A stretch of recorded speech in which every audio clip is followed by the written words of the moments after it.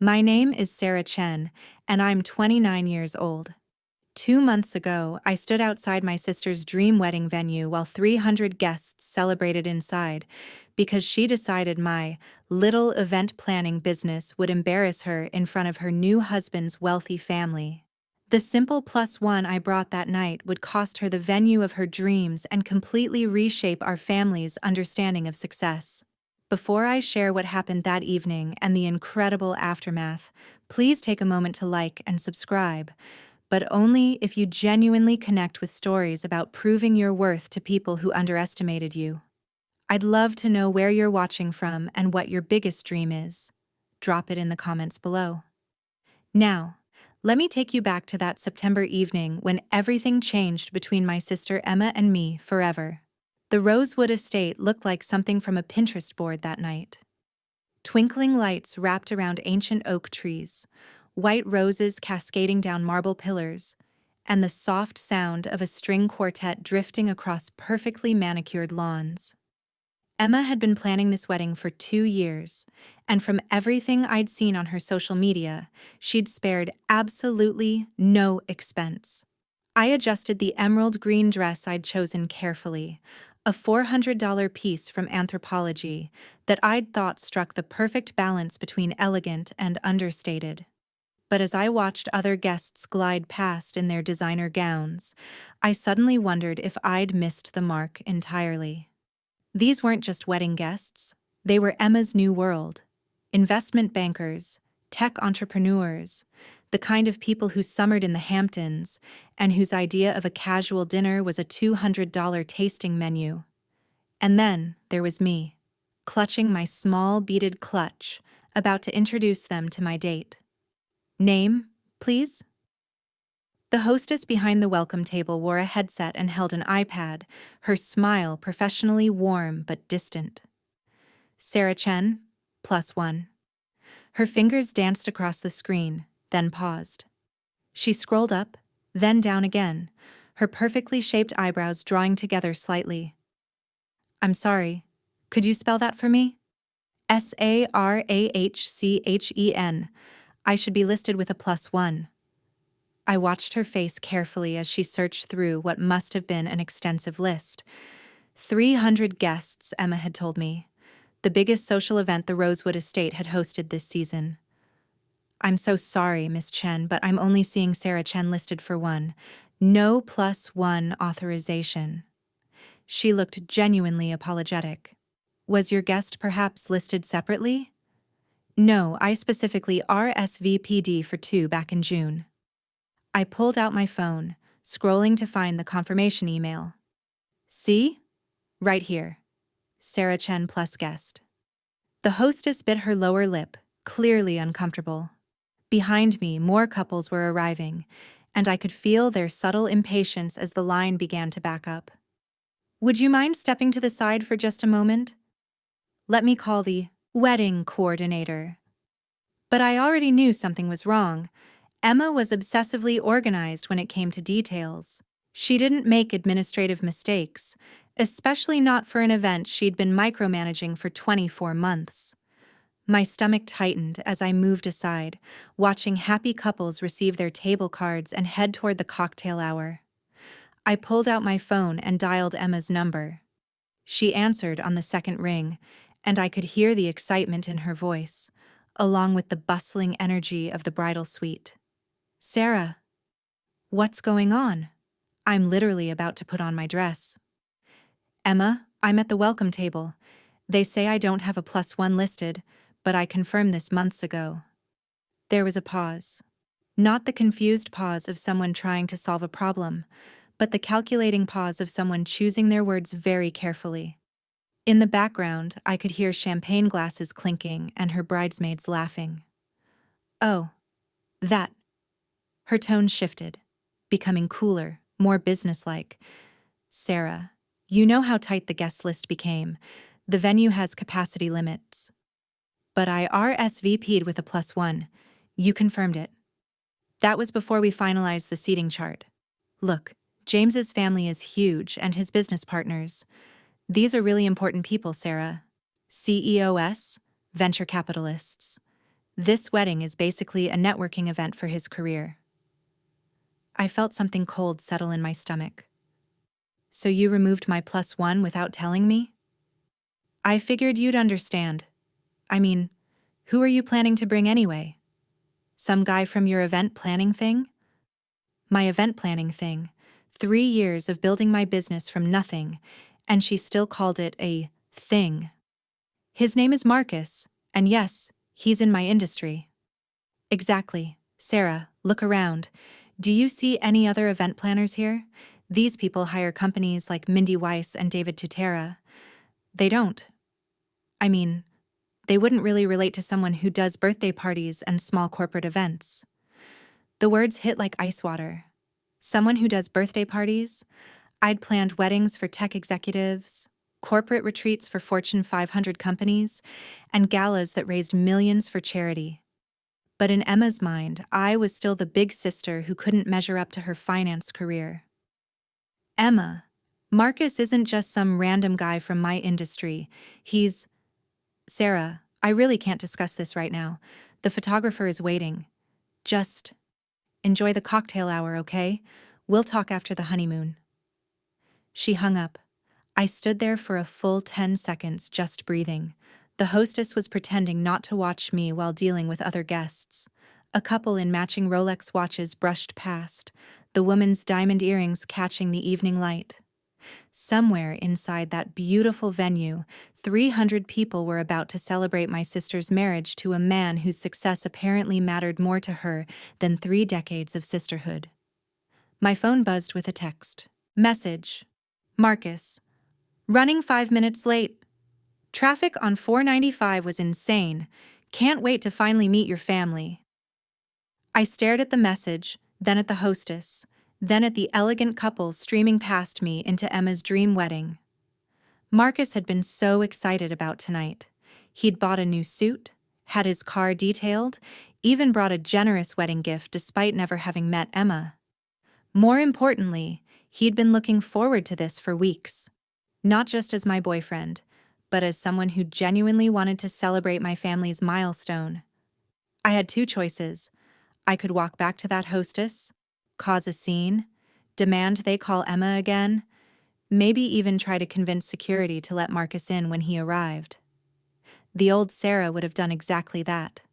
Would have swallowed her pride and found a way to make herself small enough to fit into whatever space they'd allow her.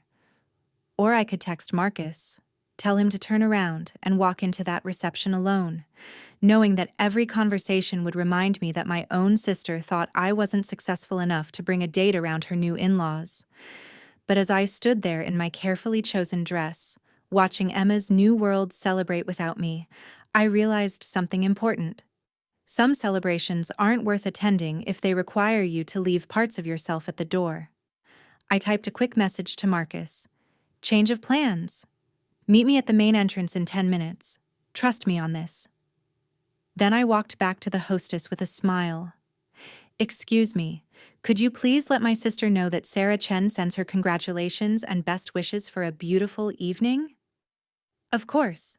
Are you not staying for the ceremony? No, I said, and for the first time all evening I felt completely calm. I have somewhere much more important to be. As I walked toward the parking area, my phone immediately started buzzing. Emma, probably wondering why she'd gotten the message, but I didn't answer. For once in my life, I was exactly where I wanted to be, walking away from people who couldn't see my worth, even when they shared my DNA. The real shock came when Marcus arrived and I told him what had happened, but his reaction wasn't what I expected, and what he said next would change everything about that evening. Marcus pulled up in his Tesla Model S just as I reached the parking area. Through the windshield, I could see him adjusting his tie, a navy Hermes that probably cost more than most people's monthly rent. He stepped out looking every inch the successful businessman he was, and for a moment, I felt a pang of regret about what Emma would never know she'd missed. Hey, beautiful, he said, walking over with that easy smile that had first caught my attention at a networking event 6 months ago. Ready to charm your family? About that. I took a deep breath. There's been a change of plans. I explained what had happened, watching his expression shift from confusion to disbelief, to something that looked almost like amusement. Wait, let me get this straight, he said, leaning against his car. Your sister uninvited your plus one because she was worried about what her new in-laws would think of you dating an event planner? That's the gist of it. Marcus was quiet for a moment, then started laughing.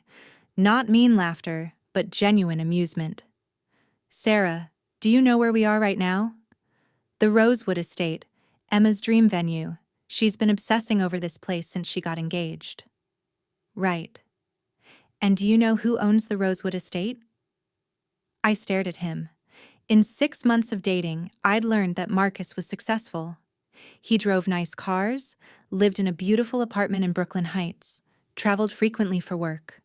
But we'd kept things casual, focusing on our shared love of travel and good food rather than diving deep into professional details. Marcus, what are you saying? He reached into his jacket pocket and pulled out a business card. Marcus Rodriguez, CEO and founder, Rodriguez Hospitality Group. I own this place, Sarah. I own 7 venues across the tri-state area, including the Rosewood Estate. Your sister's dream wedding is happening at my property. I felt the world tilt slightly. You own this venue? Bought it 3 years ago. It was a foreclosure. The previous owners couldn't keep up with the maintenance costs. I've invested about $2 million in renovations since then. He gestured toward the elegant building behind us. Those string lights your sister loves? I had them custom installed. The marble dance floor?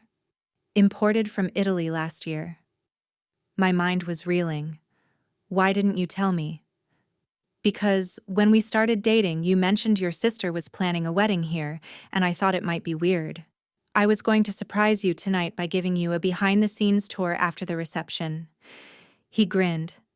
Plus, I liked that you were interested in me for me, not because I own a bunch of real estate. I looked back at the venue, where Emma's $150,000 wedding was in full swing, then at Marcus, who was apparently her landlord for the evening. What does this mean? I asked. Well, Marcus said, checking his Rolex, it means I need to make my usual rounds to ensure everything is running smoothly. The bride and groom always get a personal check-in from ownership. It's part of our premium service package. Emma has no idea who you are? None whatsoever. When she booked, she dealt with my events manager, Catherine. I only get involved personally with the largest weddings, and only for the final walkthrough. His smile turned slightly wicked. Which, according to my schedule, should happen right about now. I could picture the scene. Emma in her $15,000 dress, surrounded by James's important business connections, being introduced to the man she deemed unworthy of her guest list. The man who controlled whether her perfect evening continued smoothly or not. Marcus, you don't have to. Oh, but I do, he said, straightening his tie again. It's a matter of professional standards. I need to personally ensure that all our guests are having an exceptional experience, including the ones who were apparently deemed too unimportant to bring dates. He walked around to the passenger side of his car and opened the door. Coming? I think it's time I met your family properly. The walk back to the venue felt completely different this time. Marcus moved with the quiet confidence of someone who belonged anywhere he chose to be. And suddenly I understood why Emma's assumptions had been so wildly off base. Rodriguez Hospitality Group. I'd heard the name before in industry circles. They didn't just own venues, they owned some of the most exclusive event spaces in New York, New Jersey, and Connecticut. The kind of places that had 6-month waiting lists and required deposits larger than most people's annual salaries. As we approached the main entrance, Marcus nodded to the security staff, who clearly recognized him. Good evening, Mr. Rodriguez. Everything running smoothly tonight? Perfect as always, Tony. Is Catherine around? She's inside coordinating the dinner service transition. Marcus turned to me as we walked through the doors I'd been turned away from just 20 minutes earlier. Ready for this? The cocktail hour was in full swing.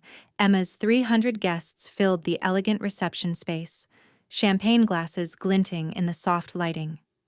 I could see Emma across the room in her stunning dress, laughing with a group that included James and several people who screamed important business connections.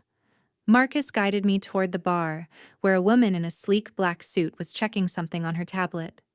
"Catherine," he called out. She turned, and her face lit up. "Marcus!" Perfect timing. Everything's running like clockwork. The bride specifically requested that the owner not interrupt the festivities, but I knew you'd want to do your walkthrough.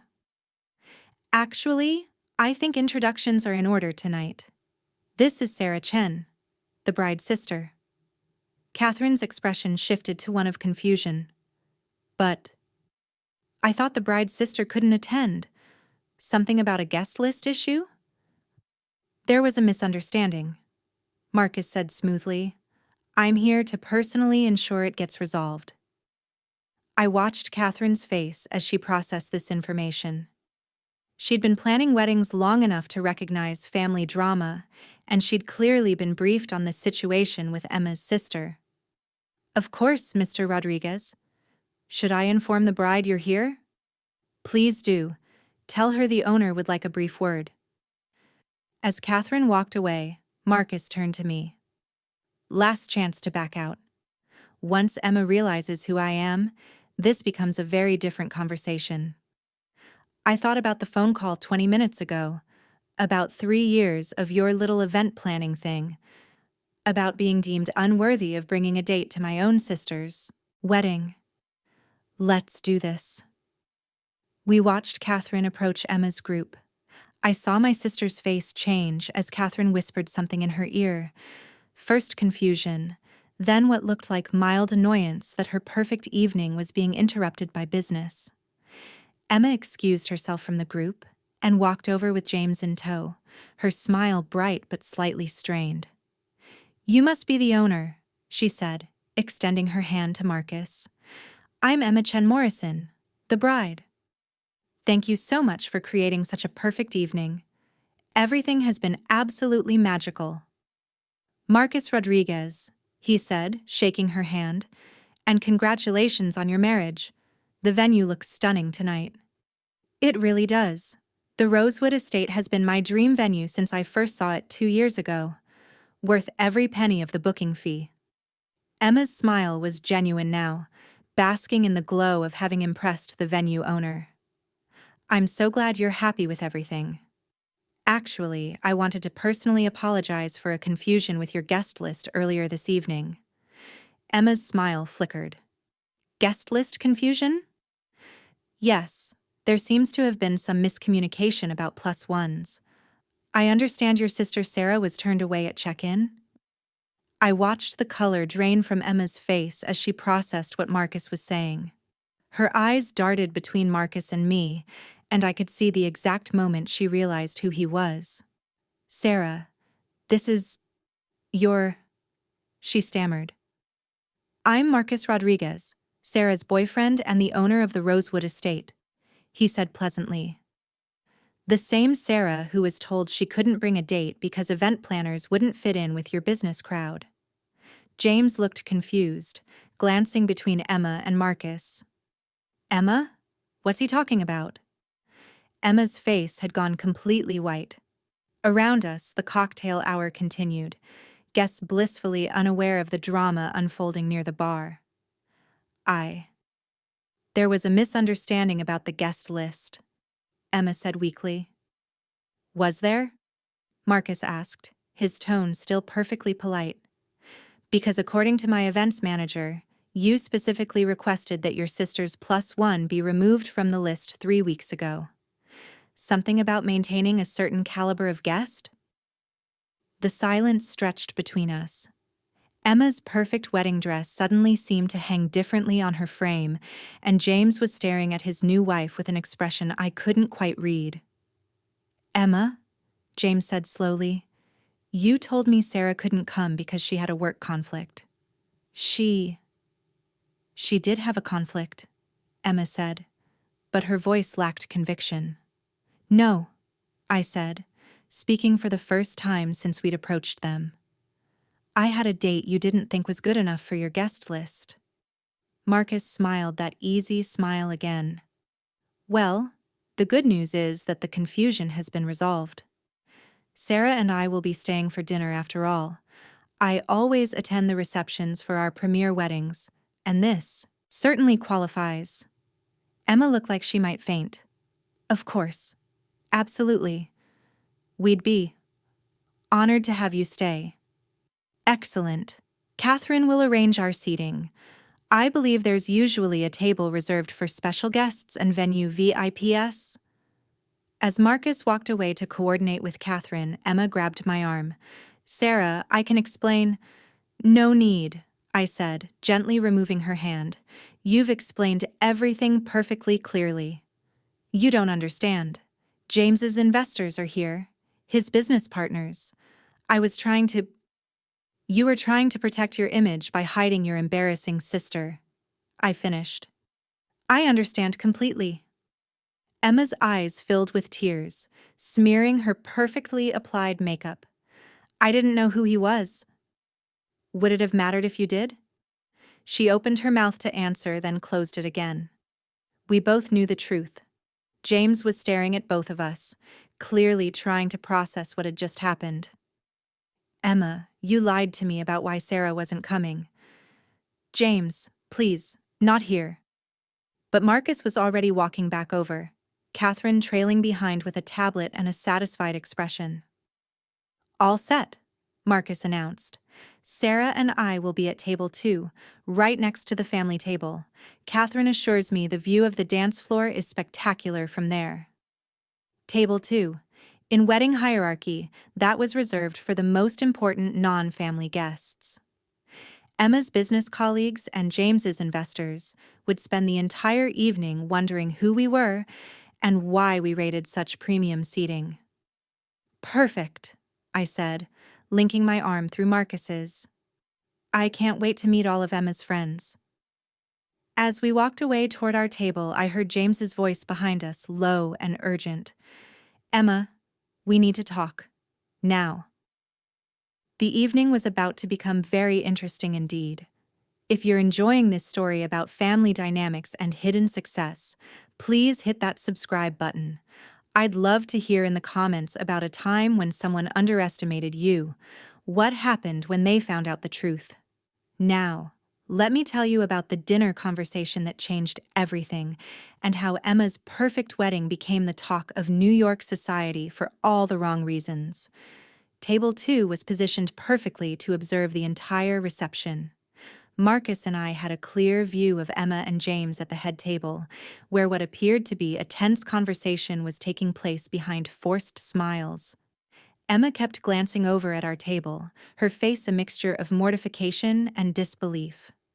Are you okay with all this? Marcus asked as we settled into our seats. I know family dynamics can be complicated. Honestly, I feel lighter than I have in years. I took a sip of the champagne that had been immediately poured for us. For the first time, Emma is seeing the consequences of her assumptions. Our table mates were fascinating. A federal judge and his wife, the mayor of a nearby town, and a couple who owned a chain of luxury hotels across the Northeast. These weren't just successful people. They were Marcus's peers, the kind of connections that Emma had been so desperate to make through James's family. So Sarah, the hotel owner's wife said, how do you know Marcus? We met at a hospitality industry event 6 months ago. I run an event planning company in Manhattan. Oh, how wonderful. What kind of events? Before I could answer, Marcus jumped in. Sarah's being modest. She planned the Harrison Foundation Gala last year, the one that raised $3.2 million for children's hospitals, and the Goldman Sachs annual retreat in the Hamptons. I felt my cheeks warm. Marcus had been paying attention to my work more closely than I'd realized. Impressive, the judge said. The Goldman event was beautifully executed. My daughter works there and couldn't stop talking about it. As dinner progressed, our conversation naturally flowed between business, travel, and shared connections. I found myself relaxing in a way I hadn't expected, surrounded by people who were genuinely interested in my work and perspectives. Meanwhile, at the family table, Emma kept stealing glances our way. Every time someone at our table laughed or engaged enthusiastically in conversation, her expression grew more strained. Marcus, the mayor leaned over. I've been meaning to call you about the waterfront development project. Would the Rodriguez Group be interested in managing the event spaces for the new conference center? Definitely. Have Sarah send me the details. She has a better eye for venue potential than anyone I know. I stared at him. Marcus, I've never mentioned venue consultation. Because you don't realize how good you are at it, he said simply. Every time we've walked through a space together, you immediately see how to optimize the layout, improve the flow. It's a gift. The conversation continued, touching on real estate development, hospitality trends, and upcoming cultural events. I contributed naturally, drawing on years of experience working with high-end clients and premium venues. These people weren't just accepting my presence, they were genuinely valuing my input. About an hour into dinner, Catherine appeared at our table. Mr. Rodriguez, I'm so sorry to interrupt, but there's a small situation with the photographer that needs your attention. Marcus excused himself, leaving me temporarily alone with our table mates. That's when the hotel owner's wife leaned in conspiratorially. Sarah, I have to ask, are you the bride's sister? I am. The family resemblance is strong, but the energy is completely different. She glanced toward Emma's table. She seems stressed. It's her wedding day. A lot of pressure. She sipped her wine thoughtfully. Marcus mentioned there was some confusion about the guest list earlier. Before I could answer, the judge's wife spoke up. Speaking of confusion, my husband and I were wondering about the seating arrangement. Usually, immediate family sits at the head table, but you're here with us. I could have deflected, made excuses, protected Emma's image. The old Sarah would have done exactly that. Emma felt that my boyfriend and I wouldn't fit in with the crowd she wanted to impress tonight. I said simply. She removed him from the guest list without telling me. The table went quiet for a moment. She removed Marcus Rodriguez from her guest list? The mayor asked, incredulity clear in his voice. She didn't know who he was. She just knew he was an event planner, and she was worried about the impression that would make on her new in-laws. The hotel owner started laughing, not mockingly, but with genuine amazement. She was worried about impressing people by excluding the man who owns the venue? The irony hasn't escaped me, I admitted. When Marcus returned a few minutes later, our tablemates' energy toward both of us had shifted. Not with pity for me or judgment toward Emma, but with something that felt like protective solidarity. Everything sorted out? I asked. Just a minor lighting adjustment for the dance floor. Nothing Catherine couldn't handle, but they like to check with ownership for any changes. He noticed the subtle shift in table dynamics. What did I miss? Just getting to know Sarah better, the judge said, meaningfully. The evening continued, but I could see Emma growing increasingly agitated. She kept looking over at our animated table, where Marcus was describing his latest acquisition, a historic mansion in the Hudson Valley that he was converting into a luxury wedding venue. The renovation is massive, he was saying, but Sarah gave me some brilliant ideas about maximizing the indoor-outdoor flow for ceremonies.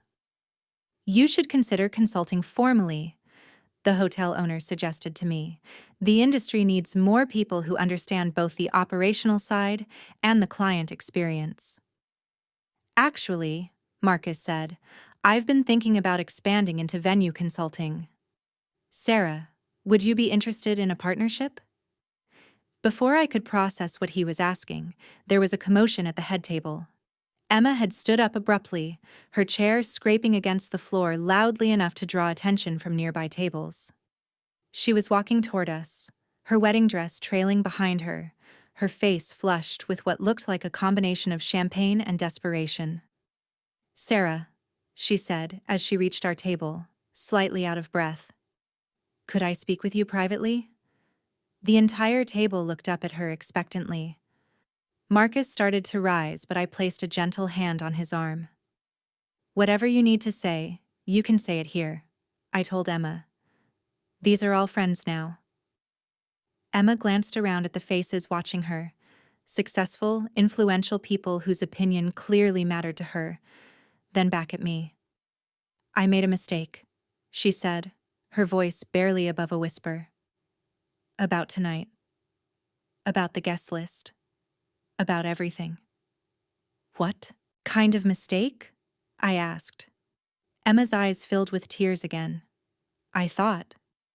I was trying to protect the image James and I are building. His family, his investors. They're all so successful, and I wanted to show them that I came from success too." "And you didn't think I represented success?" "I thought you were still struggling with your little event planning business," she said, then immediately winced at her own words. "I didn't know you worked with companies like Goldman Sachs. I didn't know you had connections like—" She gestured helplessly at Marcus.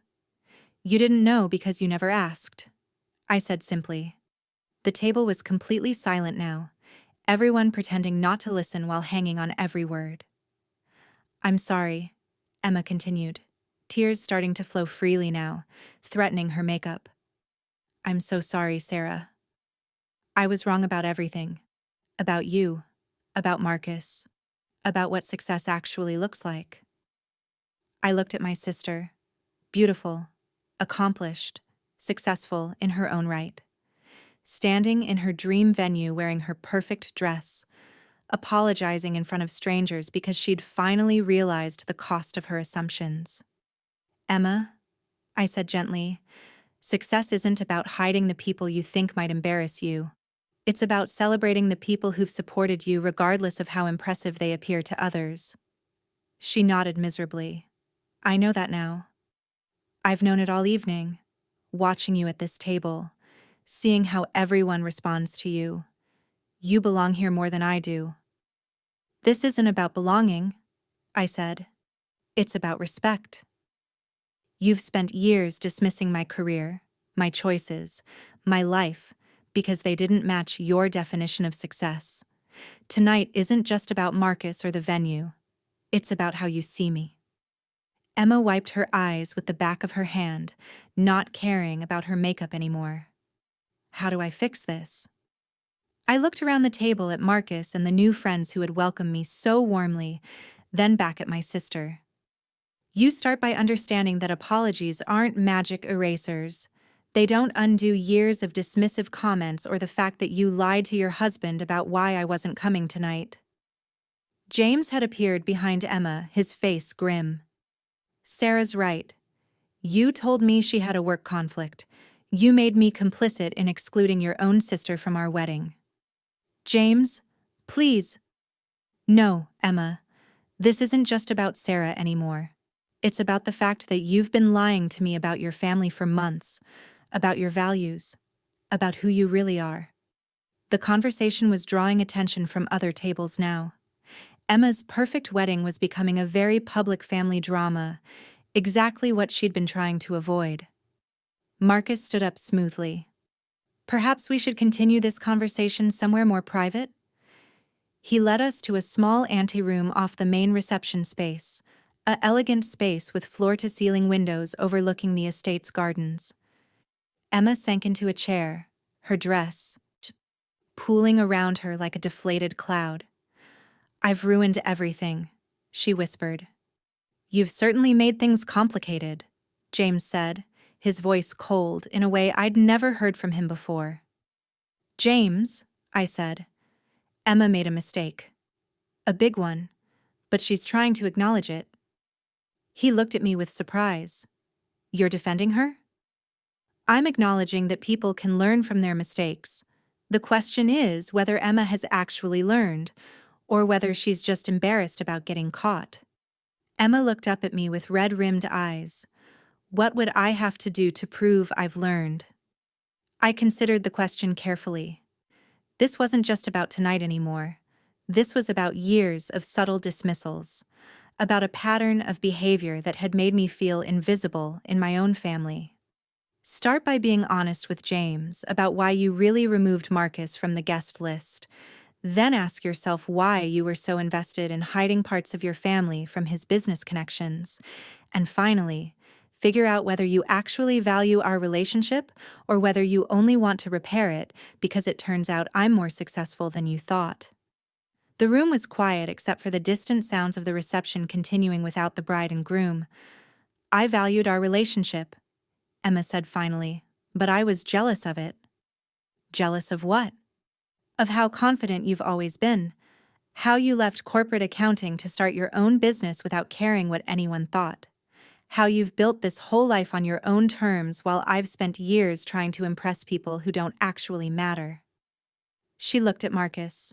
I removed you from the guest list because I was terrified that Sarah's success would overshadow mine, that people would see her living authentically and realize how much of my life is about appearances.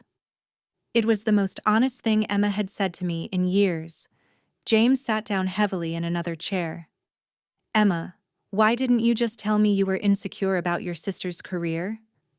Because admitting that would mean admitting that I'm not as confident as I pretend to be. That despite all my corporate success, I'm still measuring myself against everyone around me. Marcus spoke up for the first time since we'd entered the room. Emma, can I ask you something? When you were planning tonight, what did you think would happen when Sarah found out her +1 had been removed? Emma was quiet for a long moment. I thought she'd just come alone. Maybe be a little hurt, but she'd get over it because family always does. And what did you think Marcus did for work? I assumed he was like Sarah.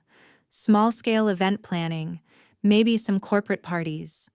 Nice enough, but not the kind of person who would fit in with James's investors. Marcus nodded. So your entire decision was based on assumptions you never bothered to verify?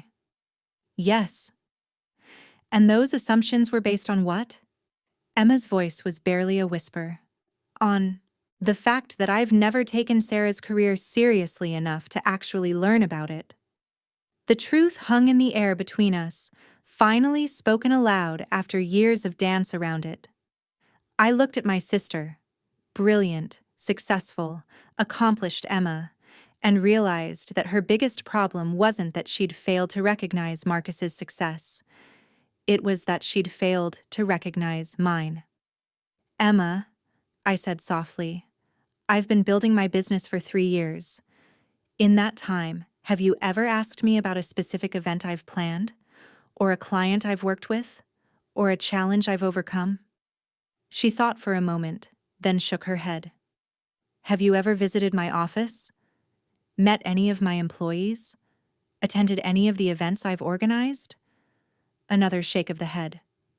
So when you made the decision about tonight, you were protecting yourself from the embarrassment of having a sister whose career you've never bothered to understand.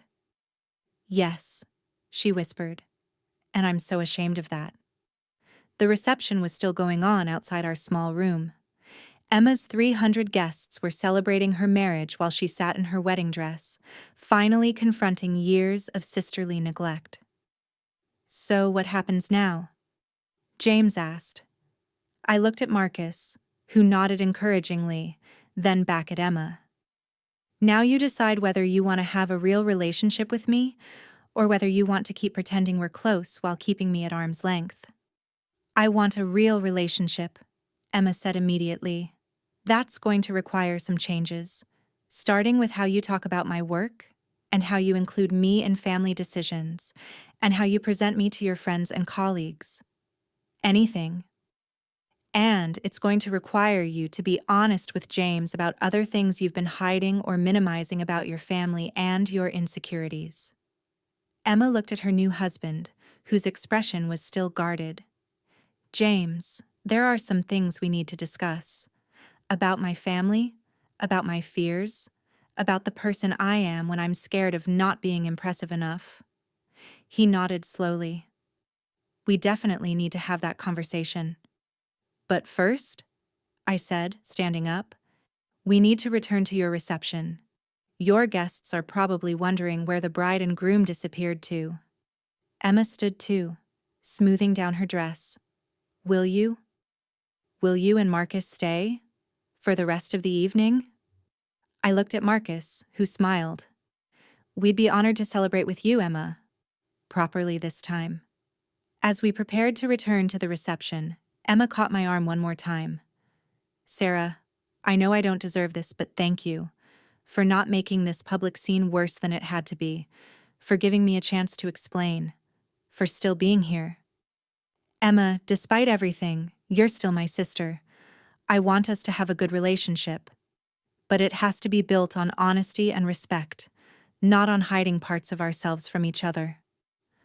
She nodded, wiping away the last of her tears and checking her reflection in the mirror. When we get back from our honeymoon, I want to visit your office, meet your team, see what you've built. I'd like that. As we walked back toward the reception, Marcus leaned over and whispered, So, about that consulting partnership I mentioned.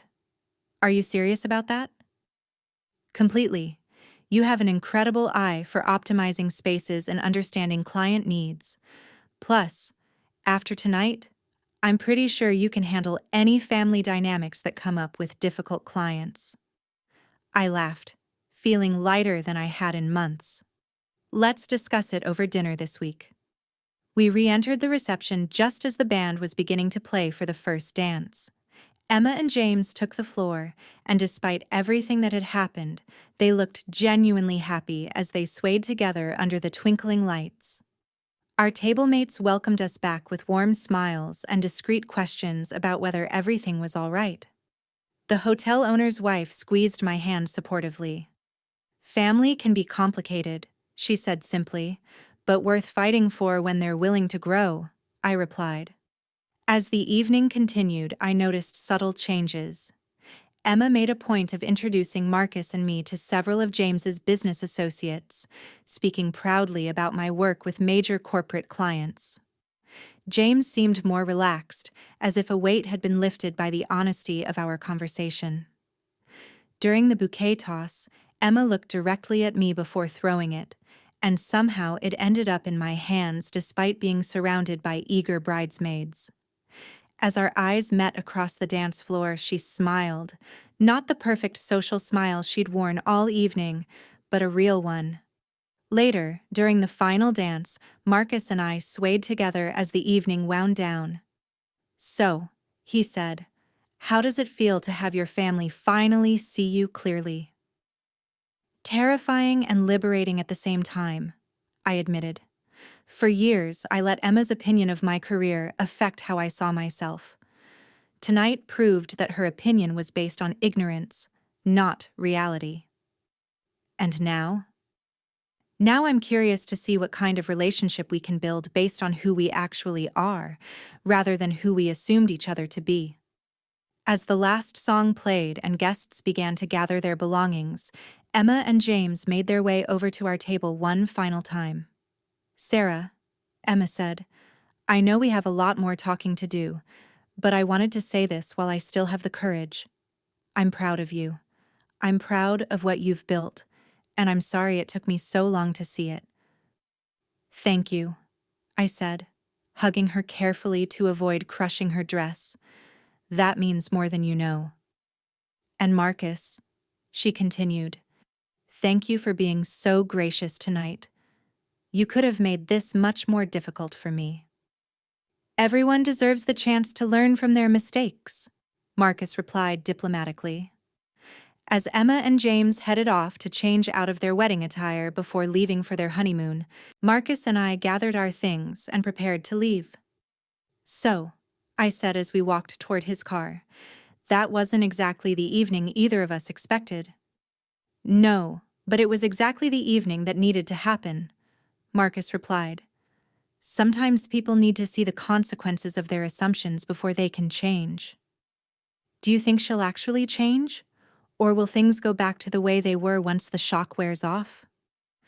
Marcus considered this as he opened my car door. I think tonight was a wake-up call for Emma about more than just your career. She realized that her entire approach to relationships has been about managing impressions rather than building genuine connections. As we drove away from the Rosewood estate, I turned back to look at the venue one more time. The lights were still twinkling in the trees, and staff members were beginning the process of cleaning up after Emma's dream wedding. Marcus, can I ask you something? Anything? When you realized Emma had removed me from the guest list, why didn't you just call her directly and sort it out privately? You could have avoided all the drama. He was quiet for a moment, navigating the winding road away from the estate. Because private solutions to public disrespect don't actually solve the underlying problem, he said finally. Emma needed to understand the real-world consequences of her decisions. If I'd just quietly fixed the guest list, she would have learned that she could treat people poorly without repercussions, as long as she didn't know who they were connected to. So tonight was a lesson? Tonight was Emma learning that actions have consequences, and that success isn't about excluding people who might embarrass you. It's about surrounding yourself with people who bring out the best in you. I reached over and took his hand. Thank you. For standing up for me, for handling it with more grace than I probably would have, and for showing Emma what real confidence looks like. Thank you for trusting me to handle it right. As we drove through the quiet streets toward the city, I thought about what the future might hold. A consulting partnership with Marcus that could take my career in exciting new directions. A relationship with Emma built on honesty rather than assumptions. And the knowledge that I'd finally learned to value myself enough to walk away from people who couldn't see my worth, even when they were family. My phone buzzed with a text message from Emma, sent from the car taking her and James to their hotel before their morning flight. Thank you for staying tonight. Thank you for giving me the chance to see who you really are. I can't wait to learn more about your world when we get back. You're an amazing sister, and I'm lucky to have you. I showed the message to Marcus, who smiled. Think she means it? I think tonight scared her enough to make some real changes, I said. But more importantly, I don't need her to validate my worth anymore. If she wants to build a better relationship, I'm open to it. If she doesn't, I'll be fine either way. That's the most important lesson of all, Marcus said, squeezing my hand. Knowing your own value means other people's opinions become optional rather than essential. As we headed back to the city, I realized that Emma's wedding had given me something more valuable than any gift from her registry. The certainty that I was exactly where I belonged, with someone who saw my worth without needing it explained, in a career that fulfilled me, regardless of other people's understanding of it. Some evenings change everything.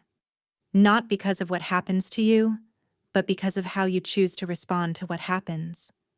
Tonight, I'd chosen to walk away from being diminished, and I'd walked directly into a life where I was valued exactly as I was. If you've made it this far, you understand that sometimes the most powerful thing you can do is refuse to make yourself smaller to fit into other people's expectations. What moment made you realize your own worth? Have you ever had to set boundaries with family members who couldn't see your value? Share your story in the comments below. Remember, success isn't about proving others wrong. It's about knowing your worth regardless of whether they see it. Subscribe for more stories about choosing self-respect over family expectations, and hit the notification bell so you don't miss future episodes. The most expensive thing you can do is continue accepting treatment that diminishes your worth. The most valuable thing you can do is surround yourself with people who celebrate who you are, not who they think you should be.